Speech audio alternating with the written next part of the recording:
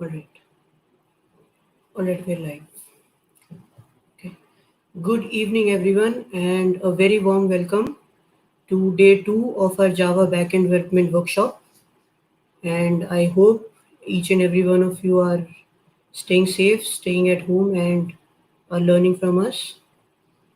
And am I clearly audible to each and every one of you? Can I get a yes in the comments?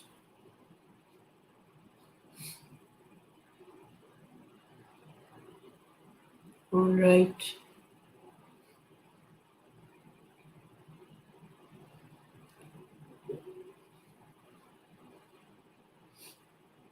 All right. So, yes, I am clearly audible. Okay. So, now's the time to call your friends up and invite them to this workshop. Yeah.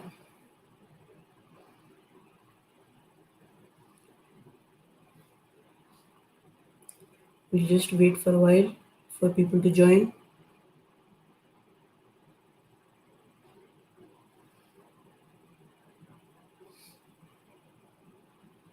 So, okay, till more people are coming, let me give you a short recap of the yesterday's session. All right. So this was so we had a super informative session yesterday, and I'm sure everyone must be excited for today's session too. So this is a short recap of everything that was covered by Mr. Chamandeep Singh yesterday. He talked about why you should learn Java and how it can help you grow in your career. And then he talked in detail about all the Java OOPS concepts, followed by how and why Java memory management is important. And he then talked about web services and what are web services and how learning about them can help you. And finally, he talked about why using Spring Boot framework is better for Java application management. All right.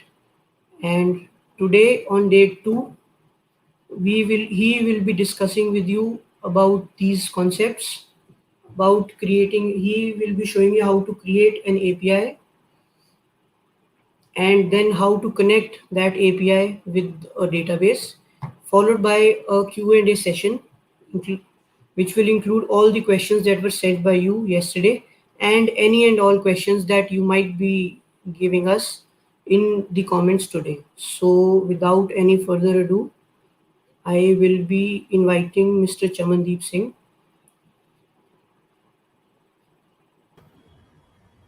Hi, Hi, Hi, good hi. evening. How are you? Great, bro. Yeah, okay. So let me start off by saying that I did not catch your yesterday's session, Yes. but I did went through it today, and that it was, let me tell you, it was super informative, and it was just a great session. Great work, great work. I Thanks, bro. mean, yeah, and I'm sure people are pretty excited for today's session. So please take over. Okay. So, am I Thank you. audible to all? Please write yes in the comment section so that I can. Am I audible to all?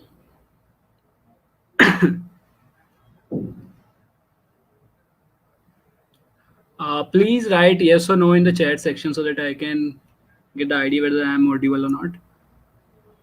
Okay. I'm audible. So yesterday we have discussed about Java. What is a Java? Why should you use Java? Uh, okay. Why should you use Java? Then we have discussed about Java OOPS concept. Post that we have discussed about Java memory management. After discussing about Java memory management, we have discussed about why should we should use Spring Boot. What are the benefits which Spring Boot offers, because of which we are using a Spring Boot. Okay. So yesterday also, I have told you to. I have taught you to how you can create a Spring Boot application, right?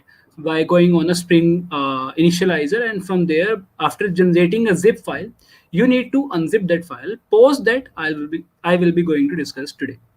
So this is a brief introduction about yesterday's class. Now let me share my screen once.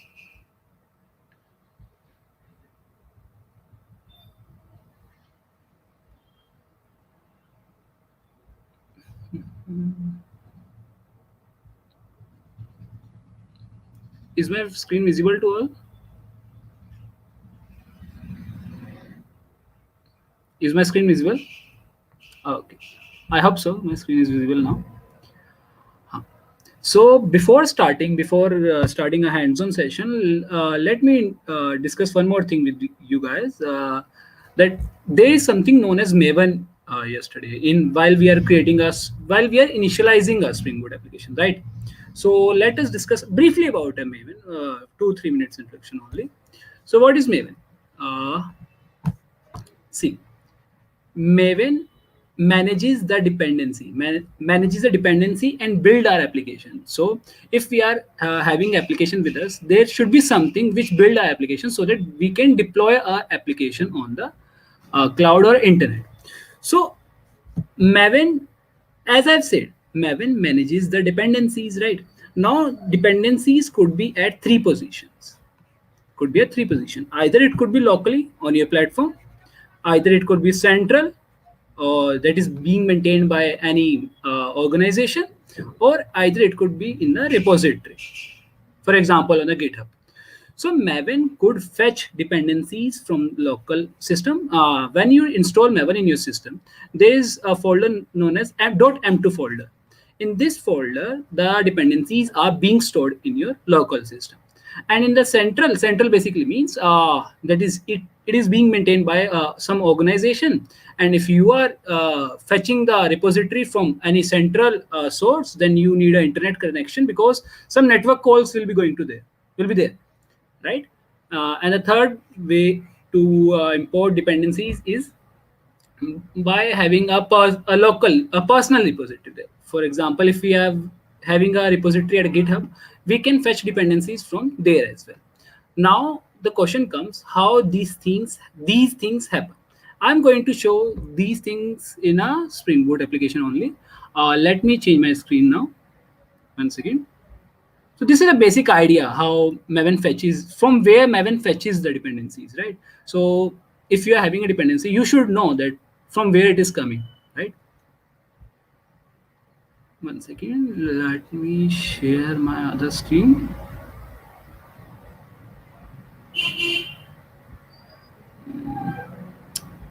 Why it is not able to share the,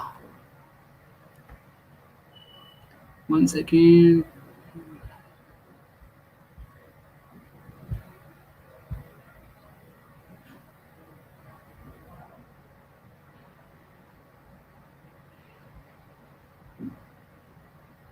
I think I have to share my entire screen. One second. In order to start. Okay, I've shown you this thing. So the basic idea of today is that we are going to build a API in which a client is going to pass some user data to us, and we are going to store that data, and then a client can ask us to update the data or delete the data, and also client can make a query to data, so that there is a need to pass the data to the client as well. So we are going to build this kind of API, a very basic API in which user passes the data or can fetch the data as well.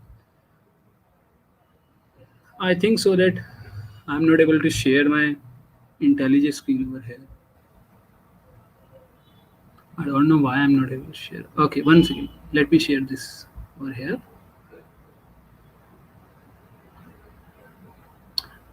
Is my screen visible?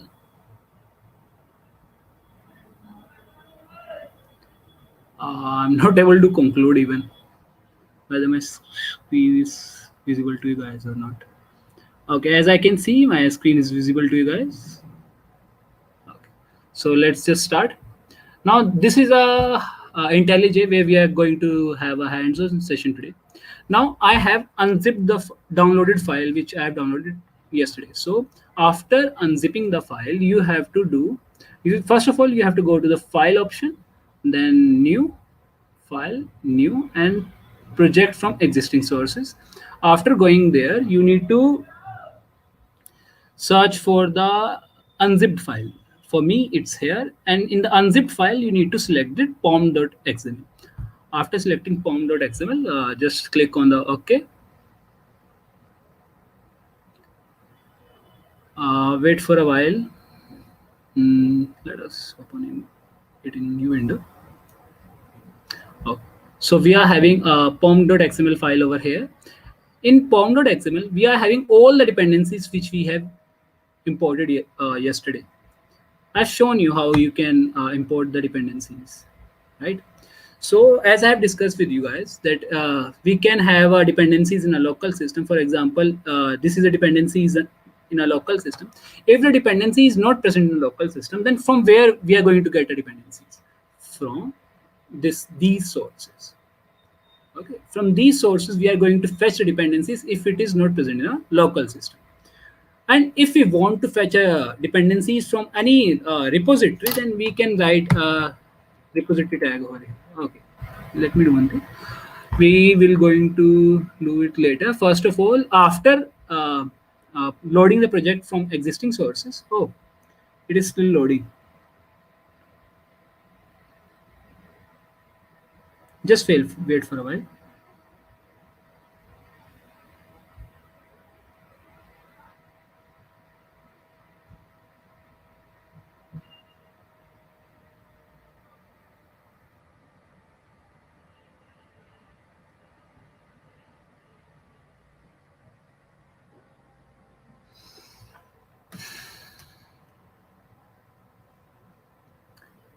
After loading it, just go to the build and build this project.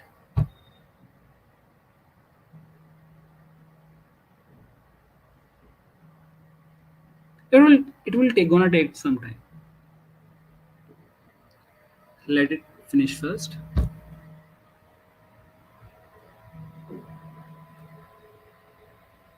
Till the time it's going to build, let us discuss few questions if you are having. You can ask question if you are having any questions until now, till the time it's building.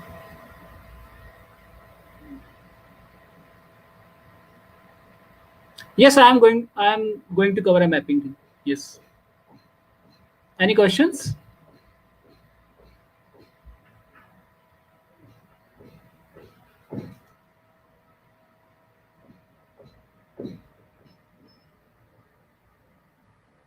Maven and Gradle are different kinds of build tool.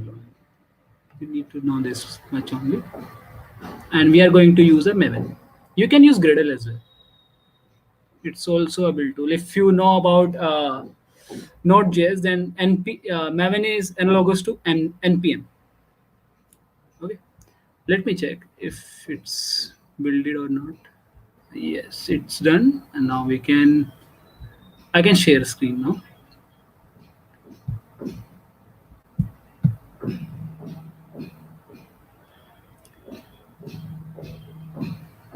Okay, I'm going to take these questions after discussing this API part, and then I'll answer all your questions. Okay, or in Python. Okay, let me share my screen. I need to share my entire screen only.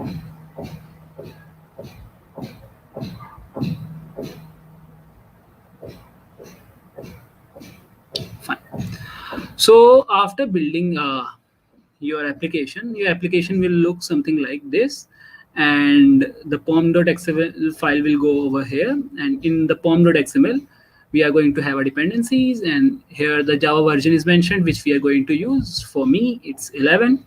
And if you want to load a dependency, okay, now it's working fine. If you want to load a dependency from a personal repository, you can have a repository tag over here. Okay, it's as simple as that. And you can close the repository tag. But just a brief idea that what do you have to do, and over here you can mention the URL of the repository which you are going to use. For time being now, we are not going to use this repository tag.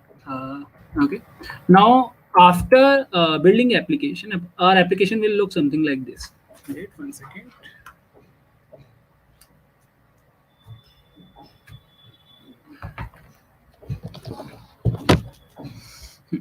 And then we have to go to this location. Here is our application. If we run our application, if we have built our application and just simply run our application without doing anything, I just want to show how the application runs, and it will be going to run on the port 8080, localhost 8080. So this is how application will gonna look after it's successfully built and start running. Let me share over here, and the local, if we try to localhost 8080, and if we try to hit this local 8080, currently it is giving white label error. So nothing is there, no mapping is there. Okay. Now, what our task is to build a REST API which is going to store our data which is being passed by the client. So how to get a request which is being passed by the client? So we need some mapping in our application and all those things, right? So before starting, we need to understand Spring MVC architecture. What is a Spring MVC architecture? MVC stands for Model, View, and Controller. In the model section, we are going to store our business logic. Whatever our business logic is, that is being going to be in the model section. And in the controller section, we are going to have all the mappings like get mapping, pause mapping, and all the mappings which we are having in our application or a REST API. Why? And one more thing. Now we are having a controller and models. In models, we are having a business logic, and in the controller, we are having a mappings.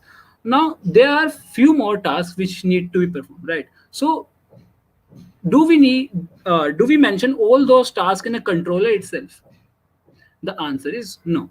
Why we don't mention the task in the controller section only? Because we try to keep a controller as much as light is possible. Because in order to keep the latency low. Okay. If we want that a application can receive the large amount of requests which are being passed by the clients, then we need to keep our controller light. And if we want to keep our controller light, then we need to have some other layers between them, right? So let me make the layers first. How we are going to make our layers? By having a packages in our application. First, let us stop this application. Okay. So now we are going to create some layers, packages in the form of packages. The first one is controller. The second one is model, which I have discussed with you guys.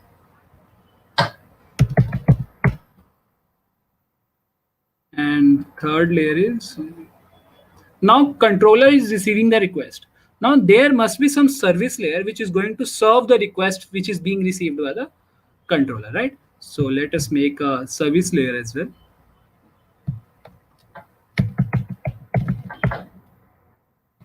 It is a service layer.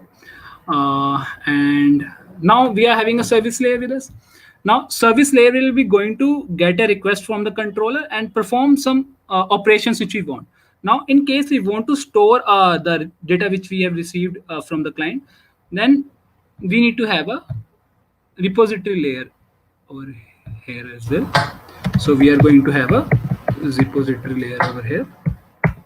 Now we are having a repository layer, service layer, model layer, and a controller layer. Any idea? Do we need any other layers? You can write in the comment section.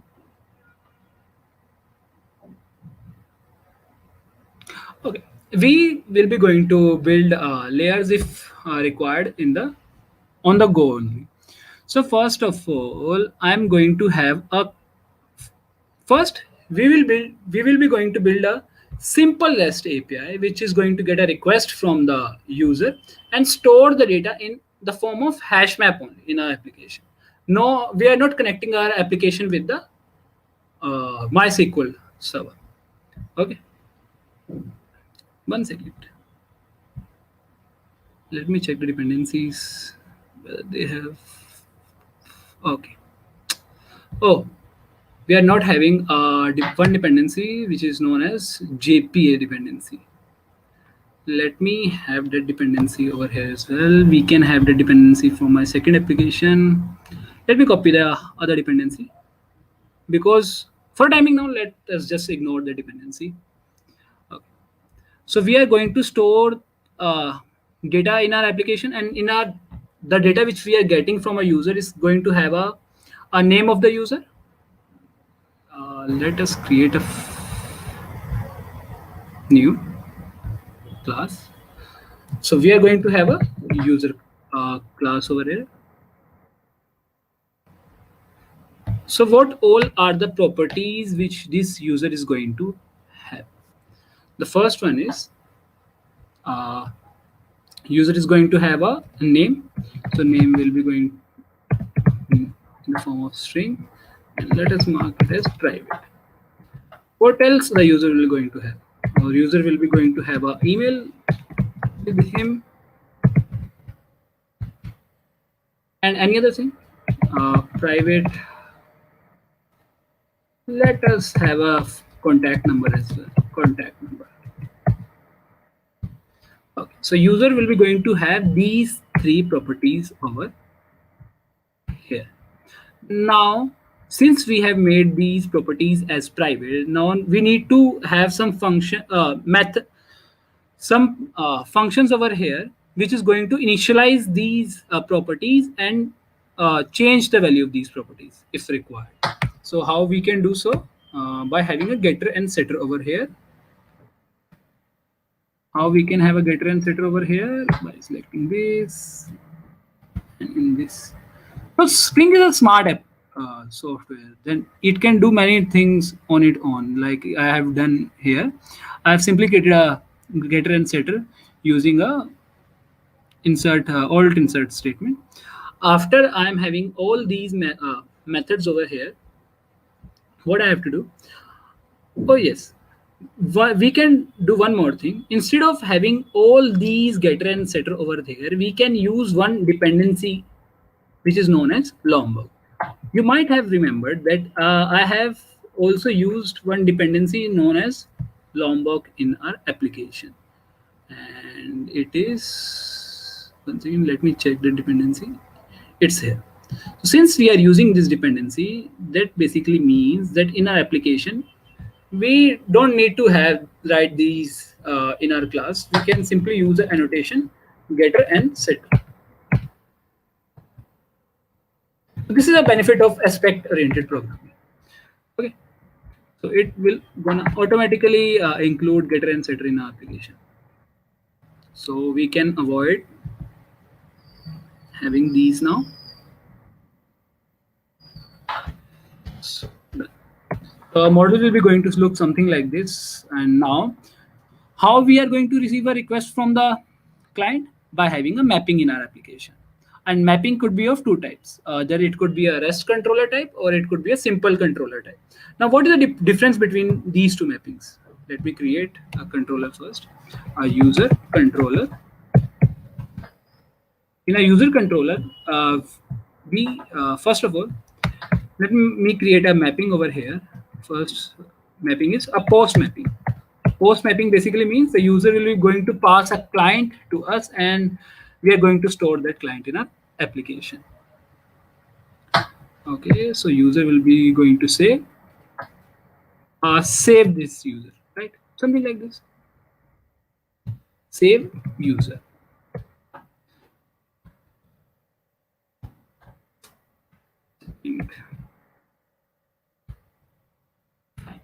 And we are going to have, for timing now, let us have a word as a return type over here. Save user. Now, this is a mapping which could be created. Now, if a user use a post method and make a request to our application and have a URL with this at the endpoint, then it will be going to come over here. I have said you that we can have two types of controller. Either it could be REST controller or it could be a simple controller. Now, what is the difference between these two? When we declare our controller as a simple controller, that basically means that our when the client is going to make a request to our application, then from our application we are giving a HTML page in response. And if we are going to use a REST controller, then it basically means that we are going to return a data in response. Okay, so this is the main difference between a simple controller and a REST controller, and this is a post mapping over here. Now, if we return since we are getting something from the user, so we need to store the request body. The client will be going to mention user name, user details in a request body, and in the request body, in which format it will be going to pass data. It will be going to pass a data in the form of JSON file. Now we are having a JSON, we are receiving a JSON file from the client. How we can receive the JSON file over here? The question is that. So since Spring is a smart application, we can have one more layer over here, that is a DTO layer. I'll be going to explain what is the purpose of this DTO layer. Oh, sorry, I have created a class DTO. I need to create a package for DTO.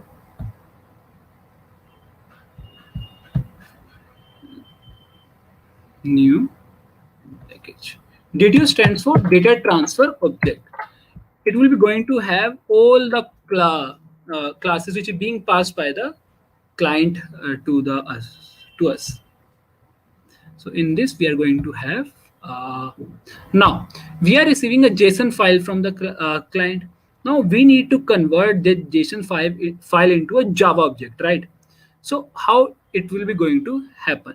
Now Spring is a smart application. It will convert the JSON file into data as if we mention some data type over here.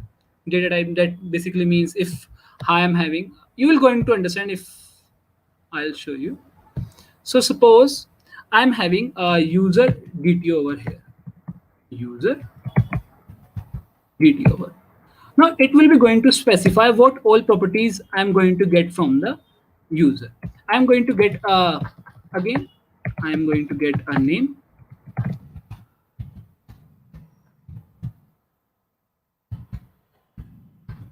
I will be going to get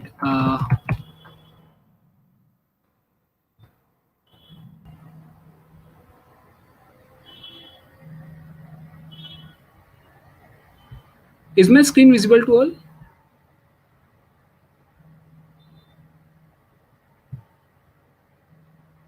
HTML response is all which IOC container you are using. Application context. HTML response didn't get any difference. I'm going to answer all your queries at the end of this session. Okay. And I'm not able to view your comments when I'm coding. So just keep that thing in your mind. Private string, I'm going to get an email over here. What else I'm going to get? I'm going to get a contact number as well. Contact number. So if I'm going to get these three properties from the client in the form of JSON file. Now, if I mention this, one second, let me mark getter and setter over here as well, because all these are private variables. Okay, so if in my controller, if I'm going to use this user DTO class as user DTO, now Spring will automatically convert that JSON file into this user DTO class and give us the instance of that class in the user DTO. Now I am having a user DTO with us, which is having three properties: name, email, and contact number. Now some of you might have the question that I'm having a user DTO over here and I'm having a user over here. Both of these look same, right? So what's the purpose of having a DTO layer, right? So if both of these are same, we can create an object of user as well. So the purpose of having a user DTO over here is that we want to decouple the object which we are creating from the client to the object which we are storing in our application, because the object which we are getting from the client can have some less or more properties. Suppose it is having 3 properties, and in our application we are by manipulating those 3 properties, we are going to build another new property known as fourth property.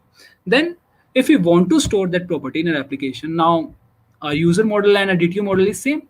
Both of these are going to have 3 properties. Now in case we want to have a fourth property, we can mention that property over here, which we are going to build by manipulating the data which we have received from the client. So that is the reason why we use DTO, separate DTO layer and user layer. Now I'm having a user DTO object over here. Now, as I said, our role is to keep this controller layer as much as light possible, right? So our controller layer will be going to pass the object to some other layer. To which layer? To this service layer. In the service layer, we are going to get this user DTO, which is being passed by the controller. And if we are receiving the user DTO over here, so keep one thing in your mind. I generally prefer to keep the name of a class, sorry, not a class, one second, user service. First, let me create this, then I'll tell you what I'm trying to say. In our class, I try to keep the naming convention same. If we are having the same user method over here, I'm going to create a same method in the user service also. Oh, let me change its name first. It's user. We're going to user service. Now in our user service, as I've said, that I'm going to keep the name same, public, void, save user. It's a good practices kind of thing. So if we are having a save user over here, now what it will be going to receive? It will be going to receive a user DTO over here. DTO, user DTO over here. And who is going to pass this to this user service? This method will be going to pass it to the user service. In order to pass it to the user service, first of all, we need to connect this user controller with that service layer, right? So how we are going to connect both of these? We can connect it in this way: user service, user service. Now here we are going to use dependency injection. Now it is a kind of dependency. Now I want to inject the dependency in over here. As I've said you, that we are not going to create an object or instance of many classes in our application. So when I have created my application, or I'm going to run this application, the object of this class will be automatically created. Now, how the object of this class will be automatically created? We need to annotate it with the service annotation. Yesterday, I have told you that application context will be going to have the classes instantiated with which are having at the rate component as the annotation. Now, I'm marking this it as at the service annotation. Now, when we go in the service annotation, it is going to have this component.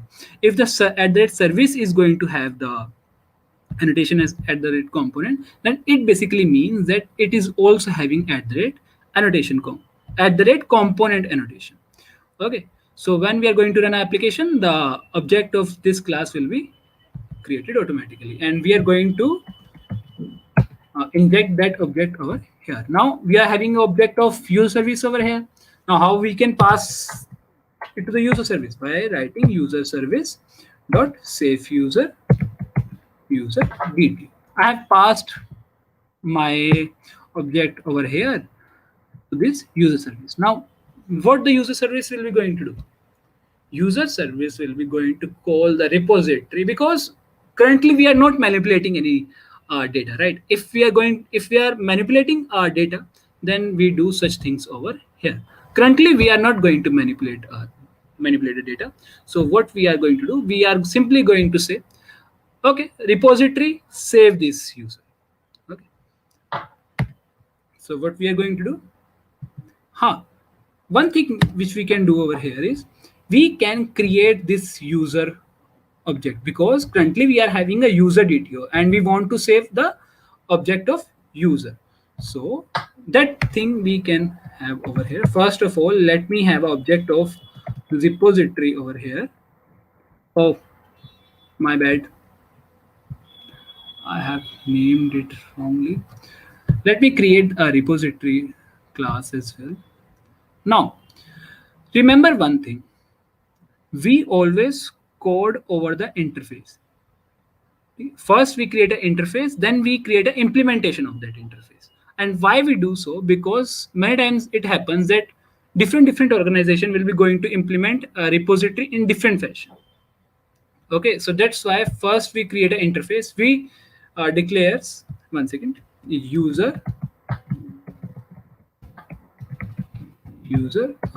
repository,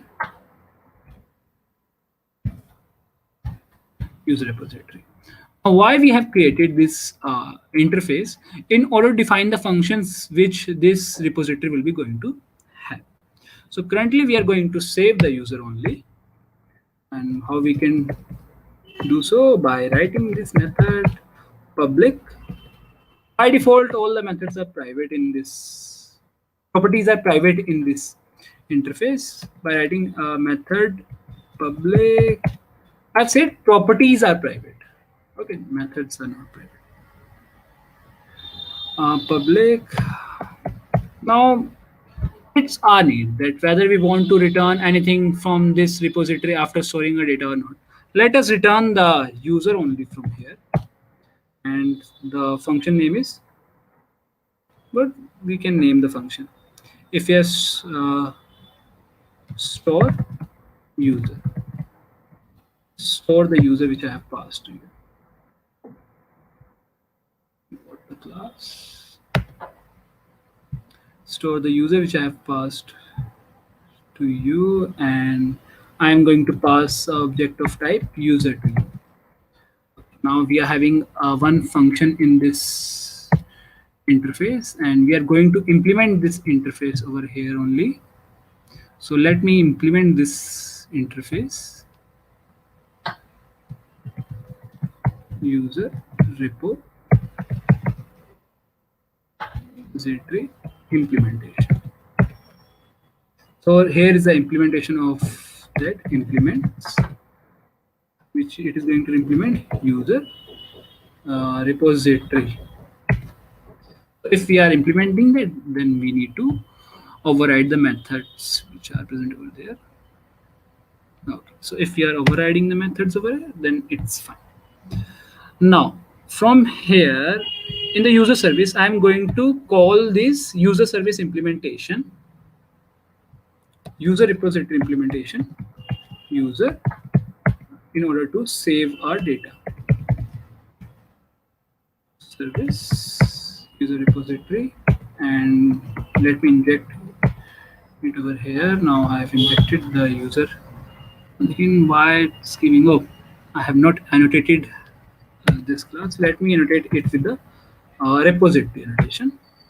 Why I have annotated it with the repository? Because the same reason as I have mentioned in the service layer, it is also having the component annotation over here. That's why I have mentioned a repository.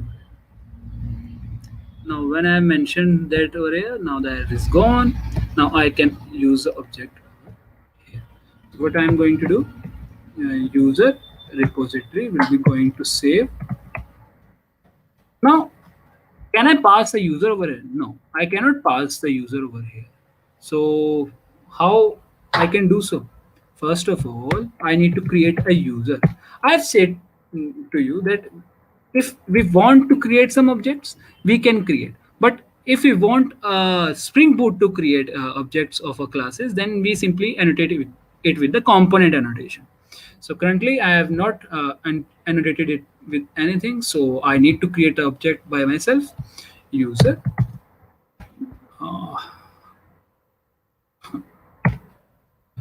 users is equals to new. In this way, we create. Now we are having a user with us. We need to set name, and the name will be similar to the user dto dot get name. After having this user dot set email, user dto dot sorry get email, and in the same way we are going to set uh, contact number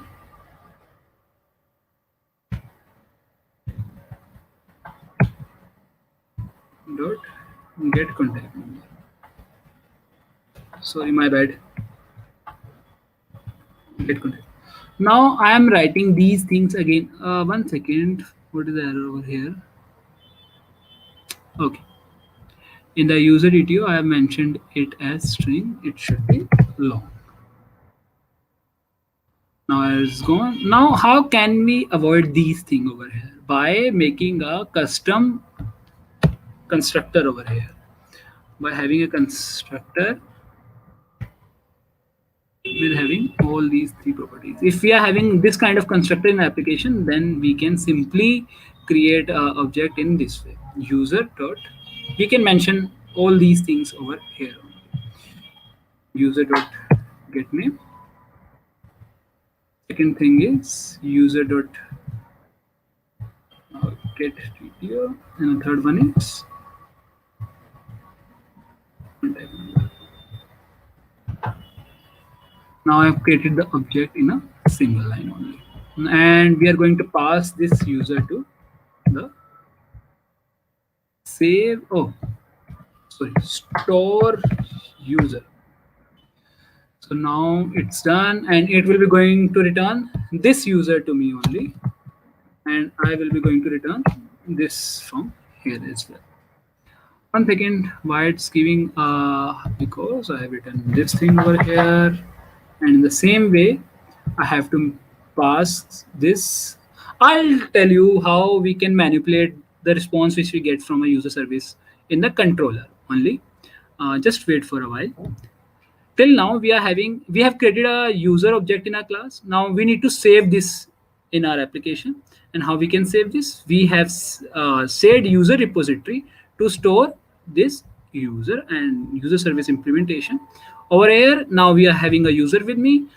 Currently, we are going to see, we can create a hash map in order to store this user, but that's a kind of waste of time. If I tell you that how we are going to create a hash map over here, then we can store a data in that hash map. Instead, in order to save the time, what we can do, we can connect a db with the application and directly store the user in my db, right?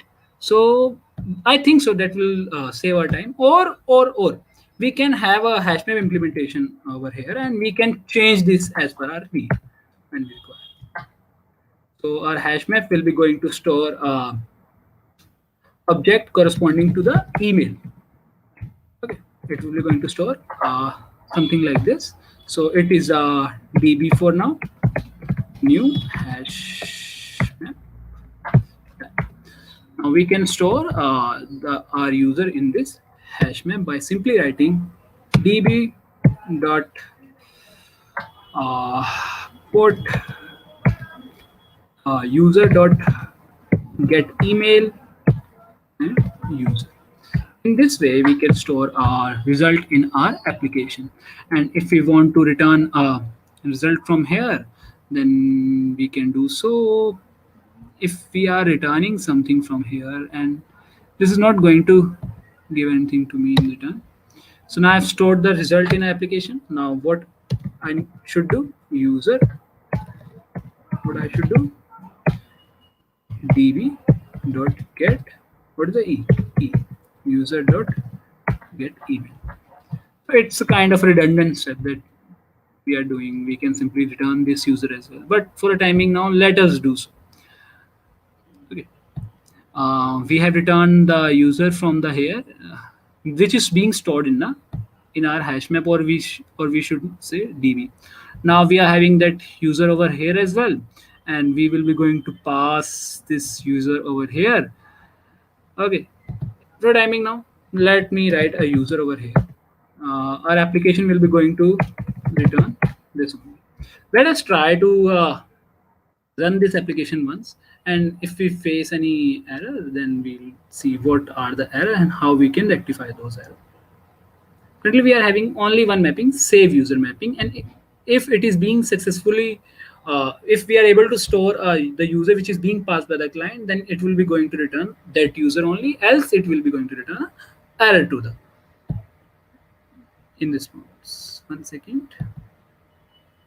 Okay, so our application is running fine. Let me open Postman in order to test this API. So we can simply test this over there as well.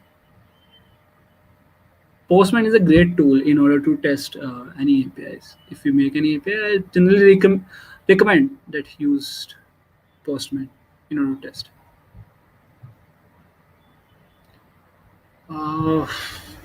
Why it's taking so long?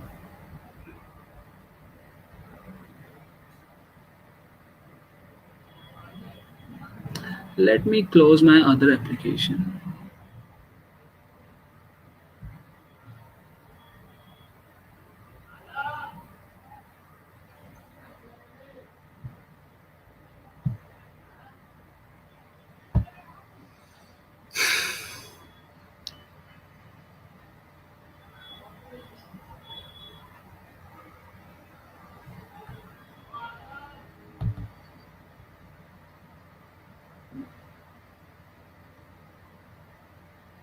It's opening. Just wait for a while.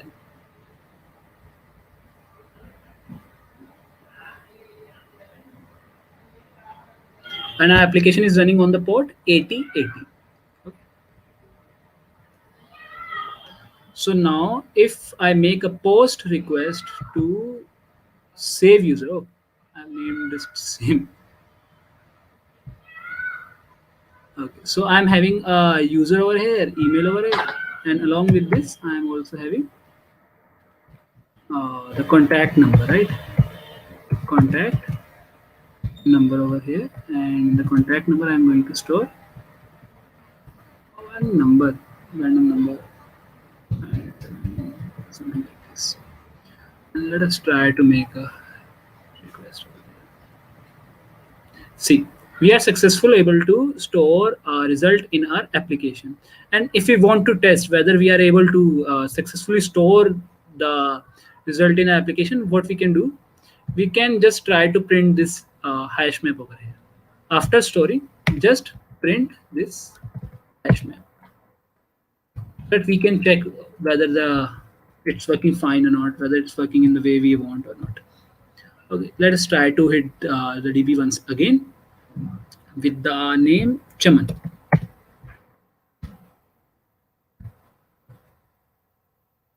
Okay, so it's successfully give the result, and in our DB, oh, it's not printing anything. Sliced. Okay, okay, is the result okay? Oh, I need to rerun the application because I have changed my application. My bad.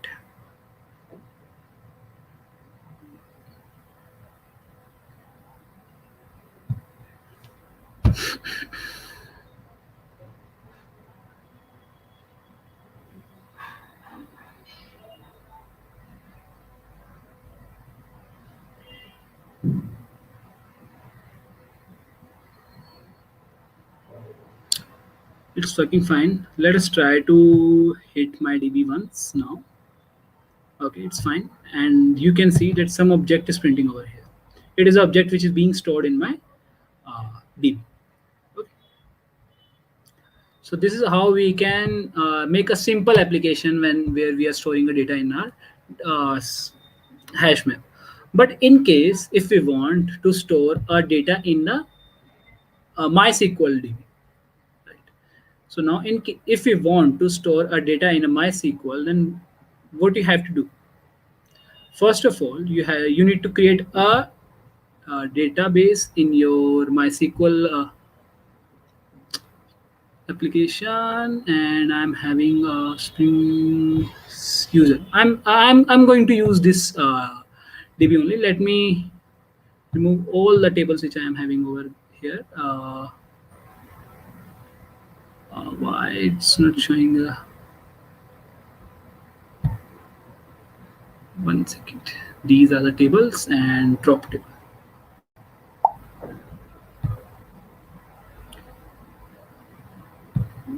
So currently I'm having no tables in this user database. Okay, and with the help of my application, now what I'm going to do, I'm going to connect my application to this DB, and after connecting my application to the DB, I'm going to store the user which I'm storing over here in my DB only. And how the tables are created in the DB, I'm going to tell you that thing also.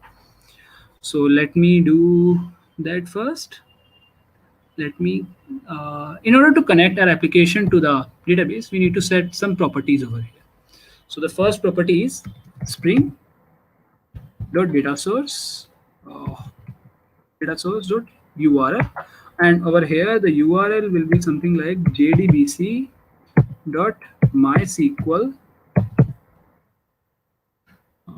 jdbc mysql jdbc this as we use http in our request which we make uh, in the simple URL calling. While we call any URL on the internet, we use HTTP as a protocol. And when we are going to connect our database application to a database, then JDBC is the protocol. Okay. So localhost. Let me copy the address from here. Localhost 8080. Where application is running? Where on which port application is running? Our application 303, I think so that application runs on a port. Server status, it's running on 3306. Okay, so we need to write 3306 over here, and the database name is user. Fine. So this is a URL which we need to mention over here. If you are using a Postgres, then you can mention Postgres over here. Now the password and username of DB, the username is root, and data source password. Here you can mention your password. Spring.ddl. Second, this one, and we are going to set it as update. Or we can initially, if you are doing so, then you can mention it as create. Now you are able to get what is a username, what is a password, sorry, and what is the URL. This is quite simple task. But what is this? What is this JPA create DDL? What is this? This basically means if you want to create a table, whenever you run your application, you want to create a fresh table in a database, then you mention create over here. And if you want to update the existing table in a database, then you mention update over here. Now I have explained you two of these now, and I think you can Google out all the other ones that create drop. What are the create drop? We are going to use create over here. Now I have set all the properties over here. 1 second, let me set my set password. I'll stop sharing the screen. Are you having any doubt till now?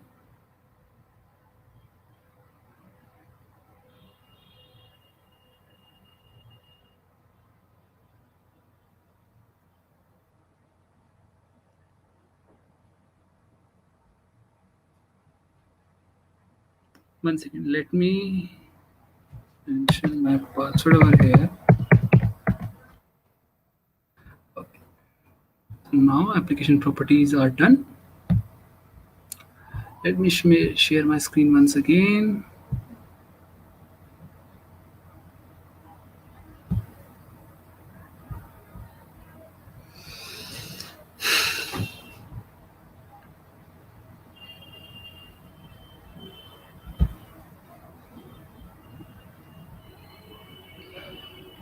Oh, it's look great.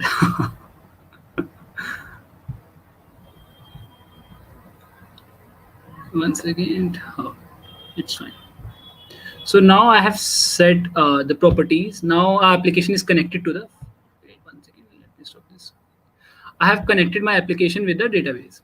Now, in order to store the object which we have received from the client to the in the database, we need to create a table in the database. Right now, how we can create a table in the database? See, since we are using a Jpa dependency in our application, now what does Jpa do? Jpa will be going to map our models with the tables. Now, if I'm having this user over here, then it will be going to create a user table in our database. And with the name, if I'm having, for example, if I'm having a name as user table, if I'm having this name over here, then in my database, I'm going to have a table with the name user underscore table.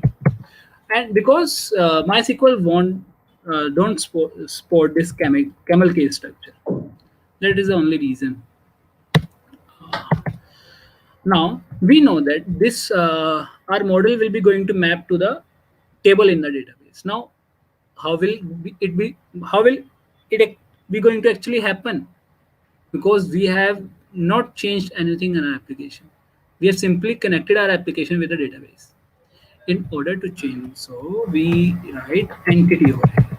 When we write, one second, entity annotation over here. Oh, sorry. I have not imported Jpa dependency in order to get the Jpa dependency. Okay. Now I'll tell you how you can get a dependency if you have not initialized it at the time of Spring application initialization. Now I'm going to use a Jpa dependency, but I haven't mentioned that dependency in my pom.xml file, right? So how to get that? Let me get a Jpa dependency over here. Jpa dependency. And if we want to have a Jpa dependency, just go to this link, Hibernate, Jpa API. From here, you can select the Jpa dependency.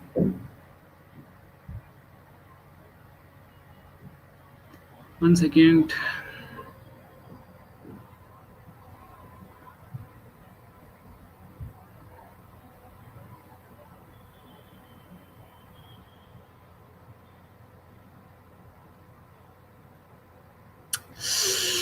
One second, it's taking time.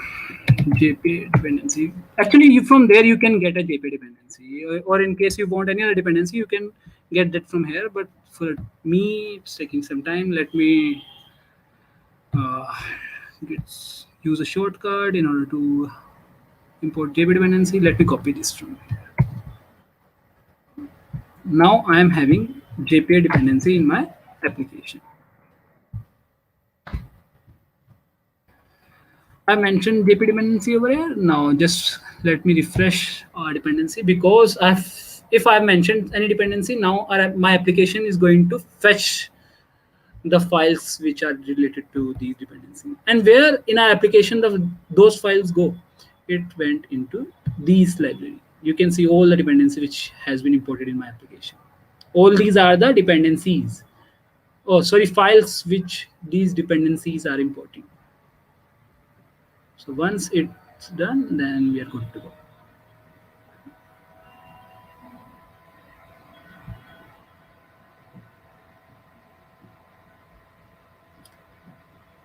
Great, it's done now. Let me check whether now it's working fine or not. See, now it's working fine since I have used a Jpa dependency in my application. If I have marked, one second, why it's giving an error. Oh, sorry. Okay. Now since I've used this annotation over here, now it will be going to map my user model with the table in the database. In case you want to change the name in the database, then you can use the table annotation and provide the name over here. webinar users. Let us name it as webinar users. Okay, in my table I will be having a table with name webinar users. And okay, now why it's giving error? Because we always have the unique primary key in the table, right? So in order to have a primary key in the table, what we are going to use id annotation. Now with which thing use we want this id to be there? Unique id. If I mark this id annotation with the name, then this name will be going to become a primary key in the my table. But I don't want so, because name could be same. So let me make a private int id over here, and at the rate generated value. Let me now what I'm doing, I'm generating this value automatically, that whenever an application is going to run and whenever the instance of this object user object is going to be created, the id will be initialized automatically. One second, generation value, generation type. One second, what we are going to use.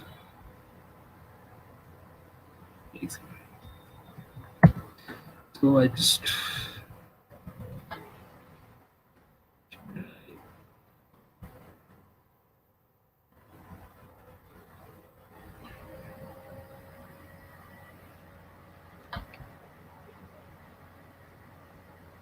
generation strategy. I think so. It is named as generation strategy. Strategy. Name it is there in application.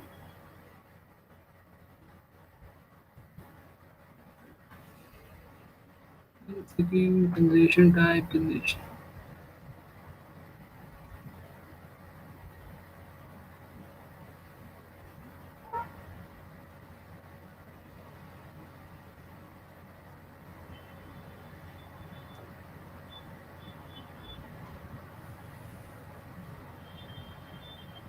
Okay. Oh, sorry. I was right. It is strategy. Strategy.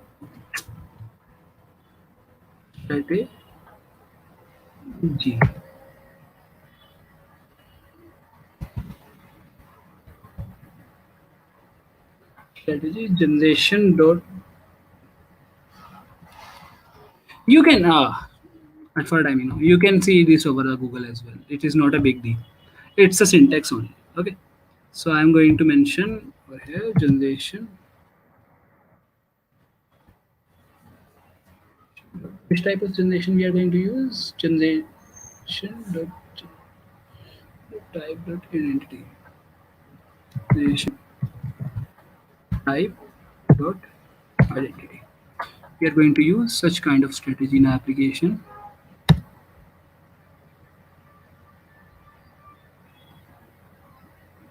Oh, why it's not taking this strategy?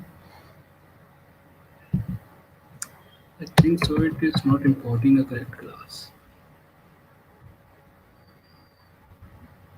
One second.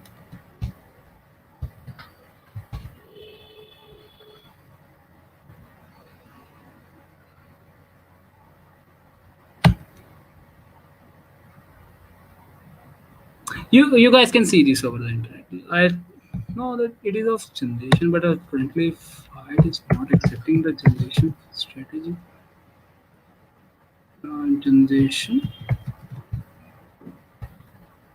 Generation type dot identity. Generated value same. Why it's giving an error? You guys can see over the internet. It's not a big deal. That it is a function which is being used to generate a value automatically. Since it's not working for the time being. Now let us remove this from here, and we are going to pass the ID by ourselves. And how we are going to pass the ID now? We can create a simple fix for a timing now. In our application, what we are going to do, we are going to pass ID by ourselves. So how we can do so? In ID, we can have a parameter over here, and over here we will going to pass IDs. Let us have int count over here, which is 0, and ID will be going to count plus plus. So in this way, we can have the ID, which is going to be unique in our application, because count is going to be increase only whenever this object is going to be created. So we are having this thing over here. One more thing which we have forgot, that if now what is the error it is having? Oh, now see, if we are having a parameterized constructor over here, and when our application is going to run, since there is a need to map this to the table. So how Jpa do so? Jpa use a default constructor. So we should be having a default constructor over here as well. Default constructor. We are not going to select anything over here. What we are going to do, we will simply remove this from here. So this is a default constructor. Now the error is gone. Now our model is ready. Okay. And if we want to store anything in this model, so we need to modify our repository also. How we can modify this? It will be going to extend Jpa repository. Now, what is this T and ID?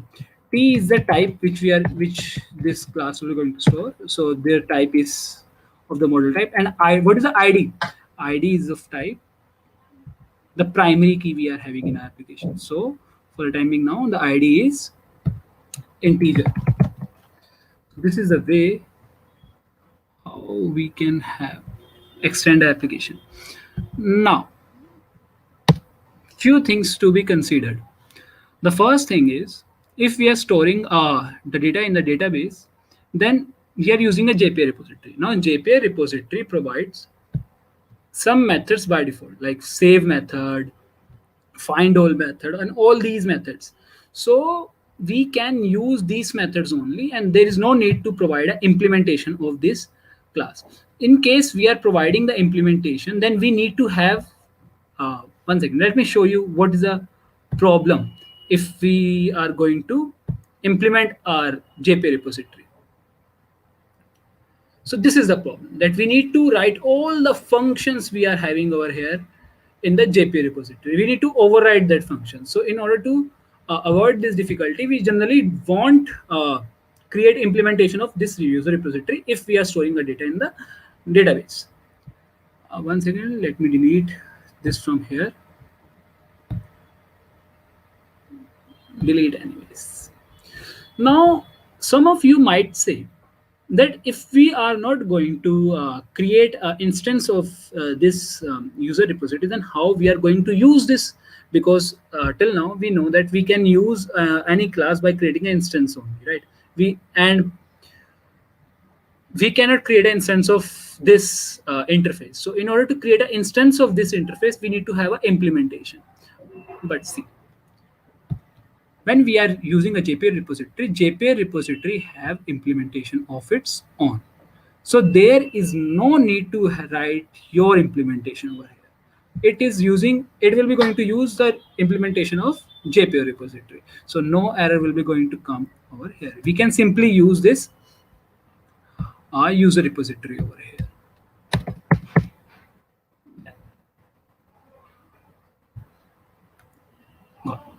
Okay.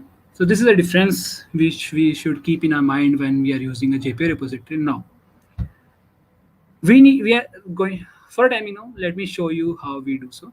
If we want to save anything in the, we can use a simple method of save. This method is being provided by the Jpa repository to us. If we are using so, this will be going to save my user in the table. there will be no error. But if we want to have a custom query, suppose I want to find a user in the database which is having this name and that particular email ID. Now, how will I perform such a queries, right? So, in order to perform such a queries, we can Jpa provides us this functionality that we can write functions like this find by. We can use this find by clause. If you're using this find by clause, then we can write multiple things over here. If we want an email over here, we can select email, and if we want some other things, if we want to attach a name over here, we can write a name over here. And so if we are using an email and name over here, then we need to pass that things also, right? So string email and string name.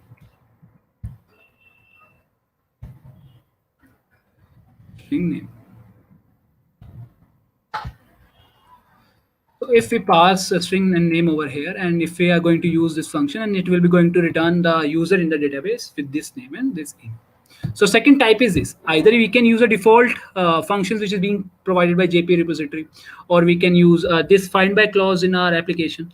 And a third way is to, if we want a complex query, if we want to perform a complex query on the data being stored in the database, then we can use this query annotation. So, and in this query, we can write our custom query, whatever the query you are willing to have. And it will be going to perform such a query on the database. So these are the three ways we can perform different queries on the database. For the timing now, I think so. Application is running, working fine. Let us try to run our application once, so that we can conclude that okay, whether it's working fine or not. I hope so you get a basic idea that how we connect our database to our application and what are the various things which we keep in our mind when we connect our application to the database. I recommend you guys that do watch this video again if in case you have any doubt. Okay. No embedded data stored configuration, application phase to start.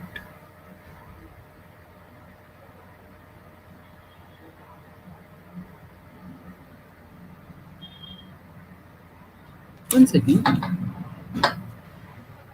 Oh, my bad. One second. Let me correct some application properties. I'll inform you that what is the problem in application properties. One second. Let me stop the screen share so that I can hide my password. In the application properties, I have mentioned the URL in the wrong way. That is the main reason.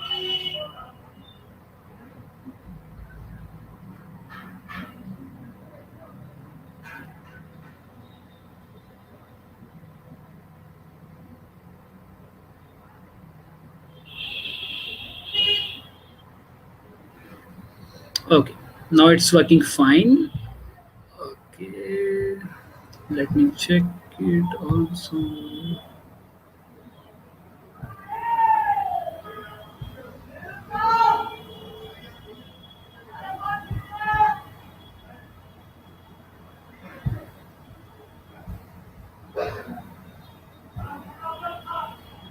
Okay, it's working fine. Let me share my screen now. I'll tell you the reason that I have written jdbc.mysql, and what I have to write jdbc colon. So that is the problem which I have created in my application. Let me share my screen once again.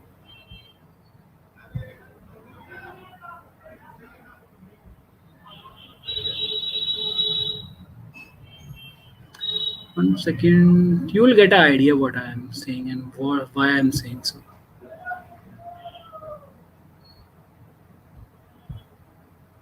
While he's not working out, few glitches, comment and let. Okay.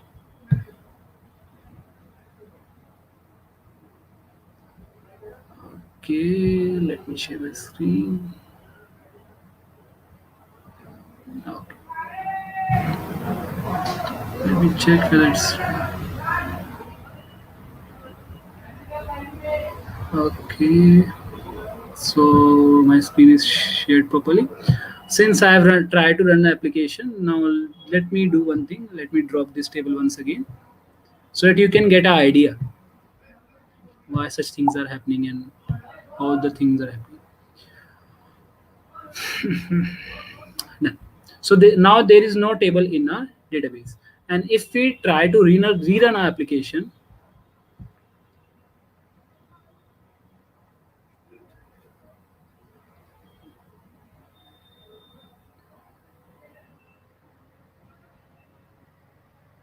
as we can see that our application is being started, and we can see in our database. In our database, if we try to refresh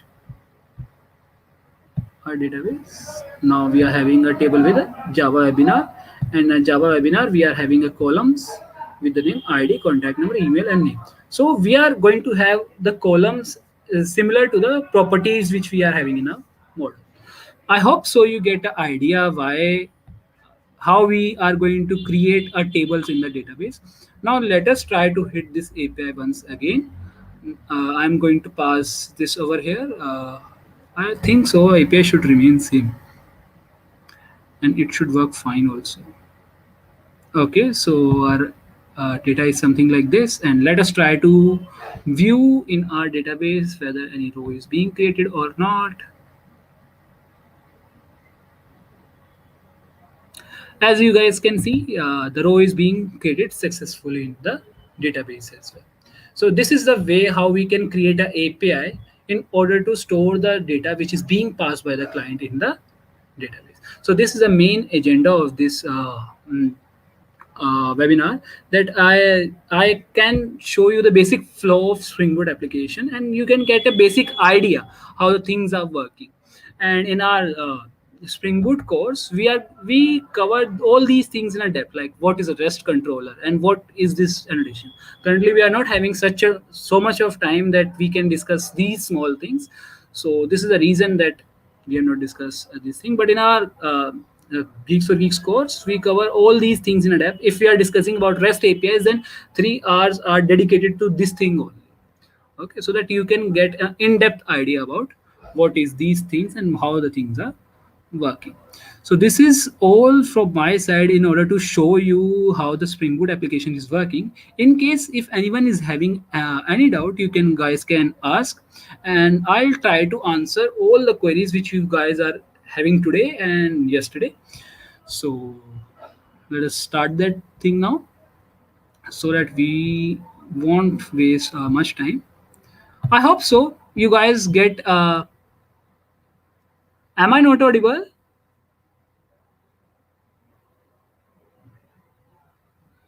Am I audible to guys? Now the time to. Okay. All right, that was great. That was a great session, Chamandeep. Great work. Thank you. And Thank you. I'm pretty sure many viewers will be coming back again and again to watch the video to learn more and more.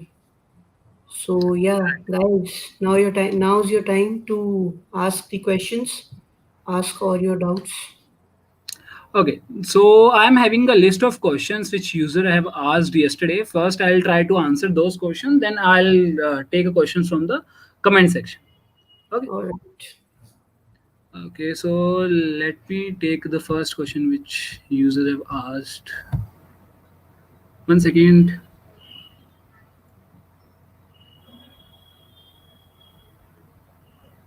How to get a professional skill in Java? Simple step for it as I'm fourth here.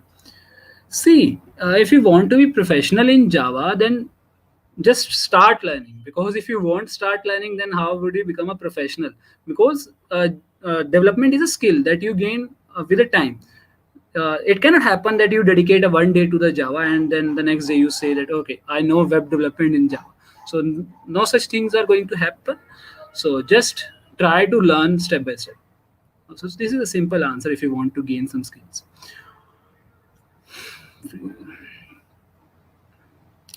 And the other question is how to get started with. This question is by Banerjee Sambangi, if I am pronouncing your name correct.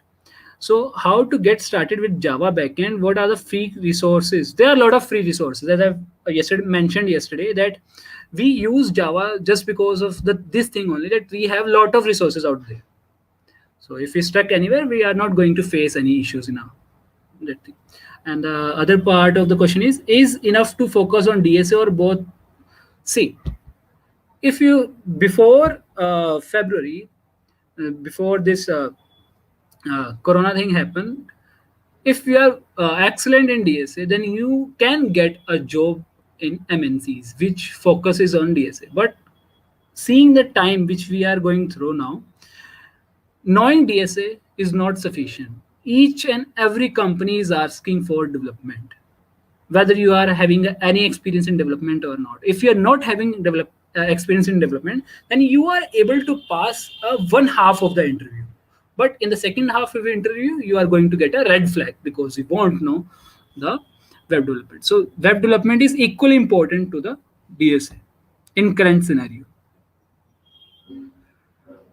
Through the Java in any company, there are a lot of openings for a Java development in a company. So no doubt in that thing. After completing,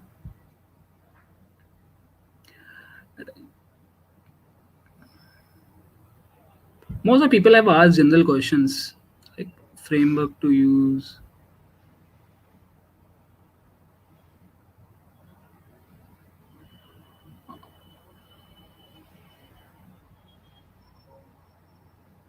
What is the best approach?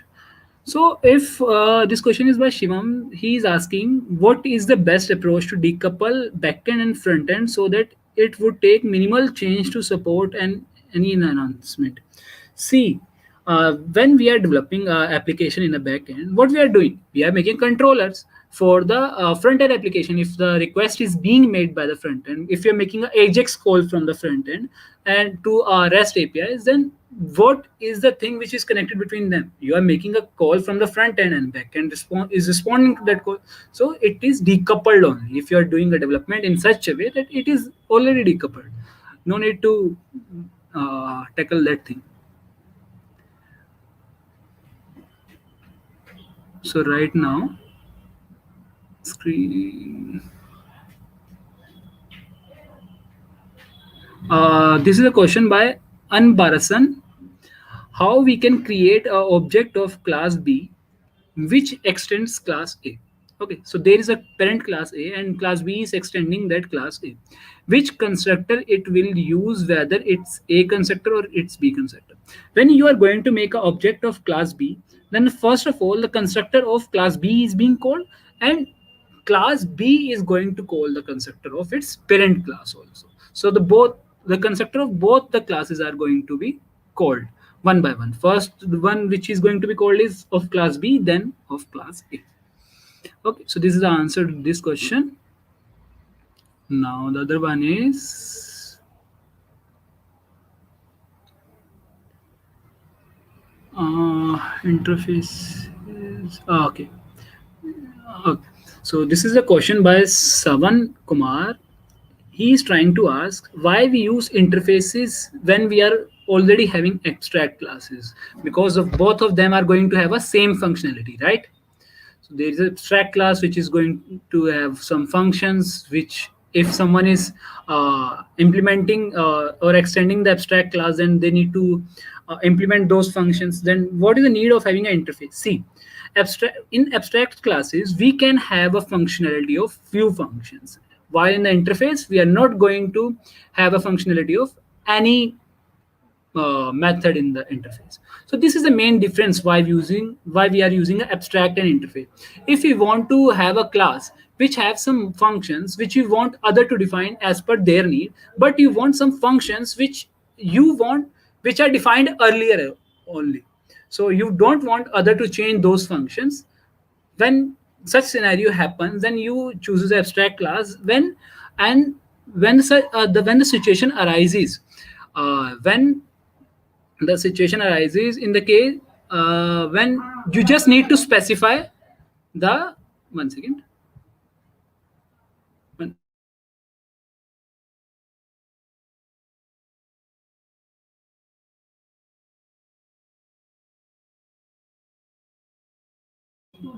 I'm coming back in a moment.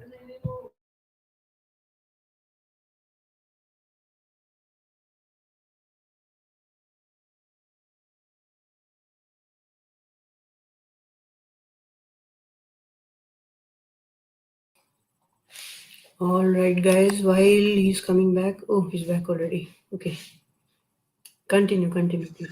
Okay. Sorry for the interruption. Where we are? We are at the question. So I think so you get an idea why you use interface and abstract classes. When we don't want to have functionality of if even a single function, then we use interfaces, and we want when we want to have a functionality of few functions, then we use abstract classes. So this is the main difference between these two. Uh,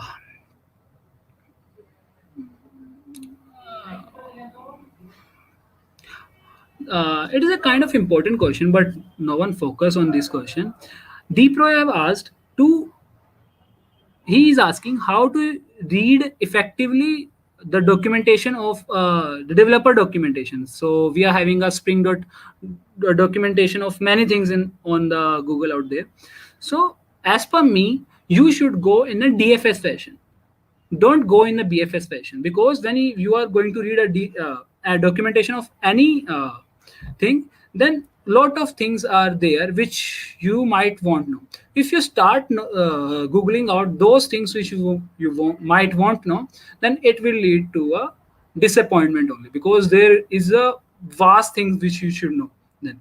So as per me, first of all, just try to go through the documentation. If you want to know some things, just mark those things and write it down somewhere else, and just try to go through the documentation which you are willing to read first. So just go in the DFS fashion instead of going in the BFS fashion.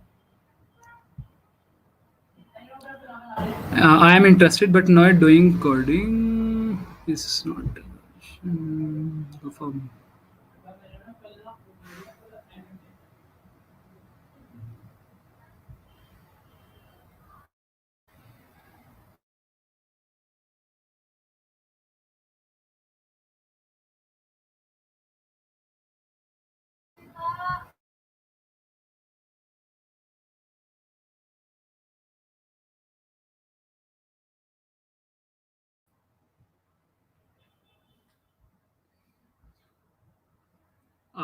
The next question is,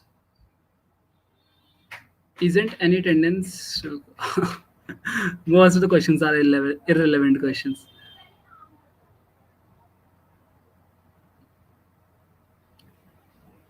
To make this, I have explained this question that what is a string MVC and why the string classes are nested. I hope the person who have asked got the answer. The Satyam Pandey have asked the question, how immutable strings are useful. See, why we declare strings as immutable? Because when you declare, suppose, for example, let us consider an example. There is a one variable a, which is having a string abc. Then we are having another variable with the name b. It is also having a string named as abc. Now what happens in the memory? In the heap, only one object or string is being created with the name abc. So in order to prevent all these things, the string are created immutable, so that memory can be so that strings should be memory efficient. So in order to keep memory low, the strings are declared as immutables. uh, on a chance.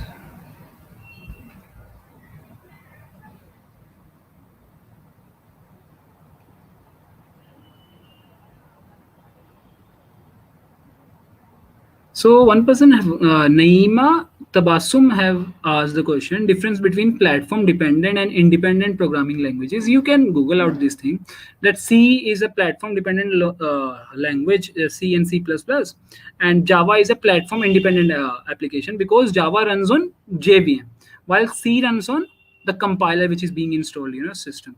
So you can go and read more about this thing if you want to know. So this is the basic answer. Java, if you want to know the language which is platform dependent, C++. Answer is C++. How much?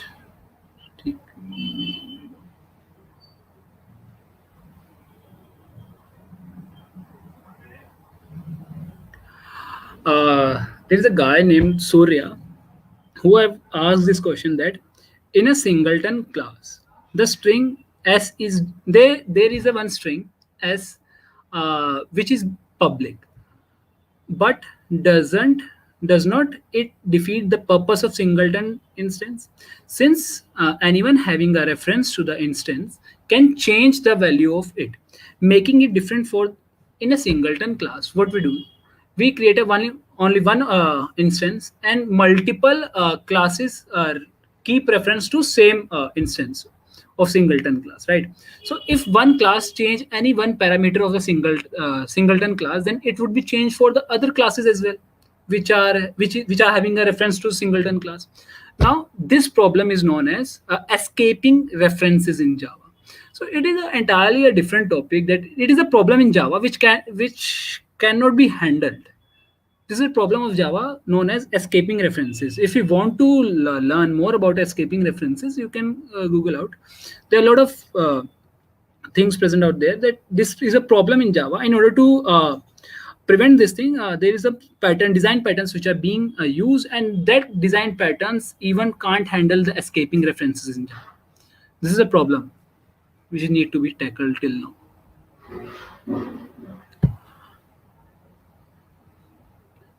Okay, so done. I think these many questions are here.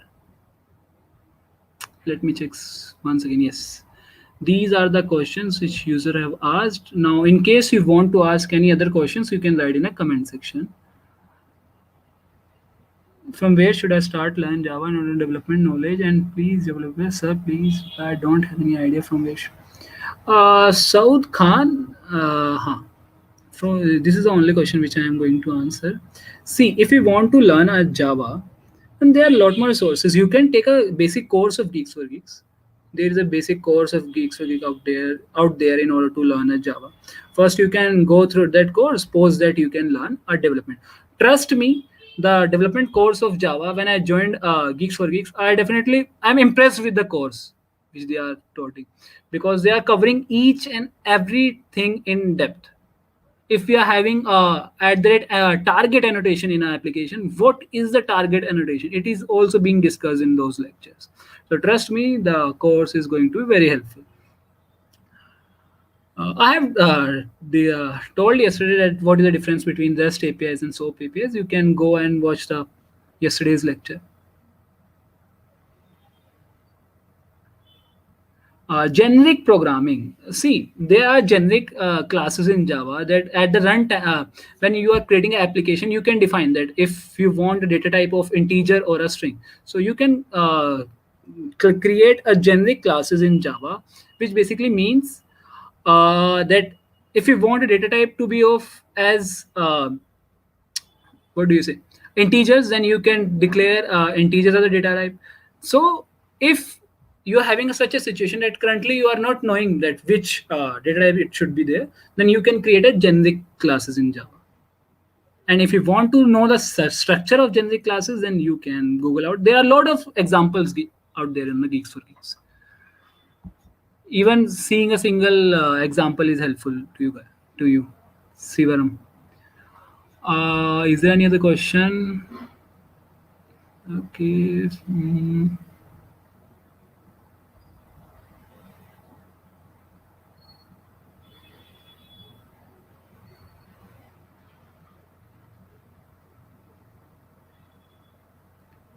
DAO layer and repository layer means same. Both of them are having the same layer. DAO basically stands for data access object, and repository is doing the same purpose in our application. So both of them are having the same uh, purpose. I think so. These are the question which people have asked in these 2 days. I think so. Now it's done. Hey Raghav, are you there? Hey, yes, I'm here. I'm here. All right. That was pretty informative. Excellent session. And I'm sure our viewers have learned very much from you, and I hope they'll be coming back again and again to watch this video.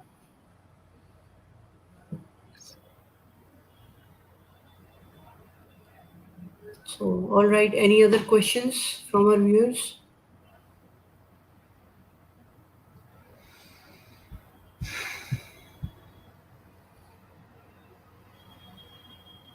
Ankit have asked how to see what happens exactly into the memory when the program running in the memories. See, we have to develop a software if we want to visualize what is happening in the memory. So this you need a software especially to see the thing in the memory. Else, a kind of fix is that you can write a print statement and see what is happening to a current variable which you have created, whether the memory is being allocated to that variable or not.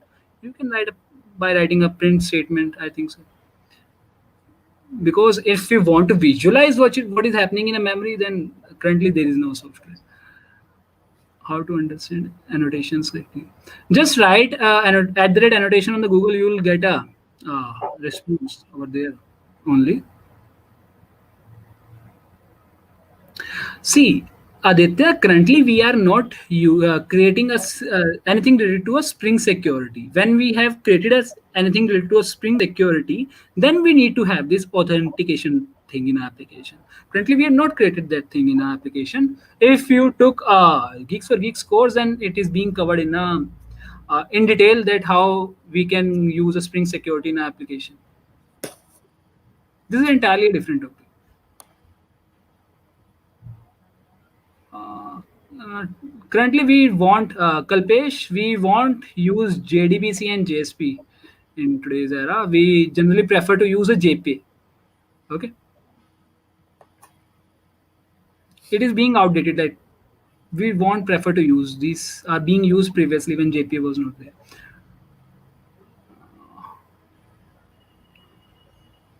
Is there any other question? What do you mean by class loading in Java? Mandar, I am not able to get your question. What is in a class loading in Java?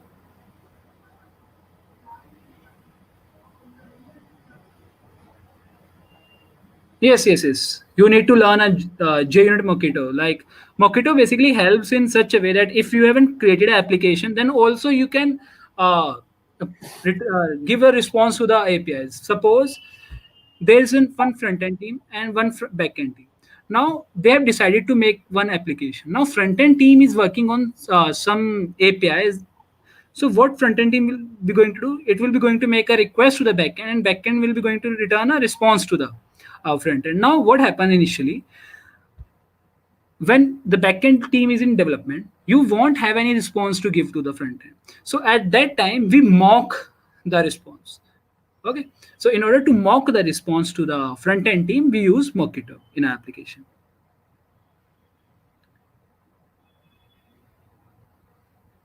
Sir, I want to learn Spring Boot from starting. I've said that Geeks for Geeks is the best course.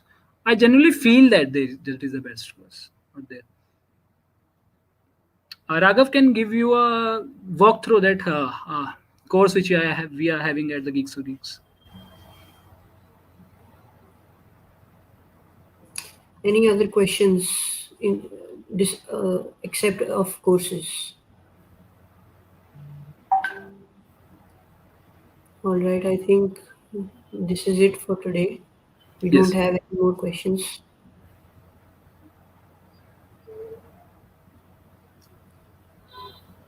So thank you so much, Chamandeep, for your time. Most welcome. Most welcome. Thank you, and our viewers had a great time and learned many lot things from you. And I hope we can hear from you again and learn more from you in the next workshop Sure. too. Sure. Sure. All right. Thank you. Thank you so much for being with us today.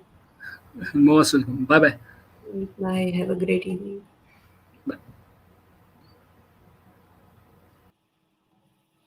All right. For all those of you who are still hanging around and are still with us, I am just going to give you a quick walkthrough of the Java backend workshop of the Java backend course that we offer.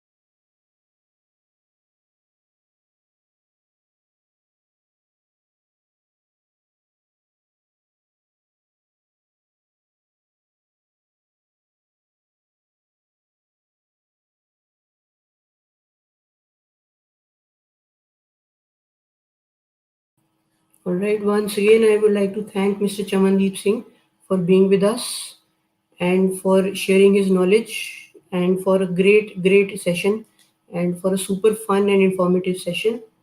And please do like and share the video if you like the content, and please tell us what did you like about the video, what you disliked about the video, and what more do you want from us, what kind of content do you wish to see from us. And any feedback, negative or positive, is most welcome. And thank you for being with us, and keep learning, keep growing. Have a great evening. Stay safe, stay home. Thank you.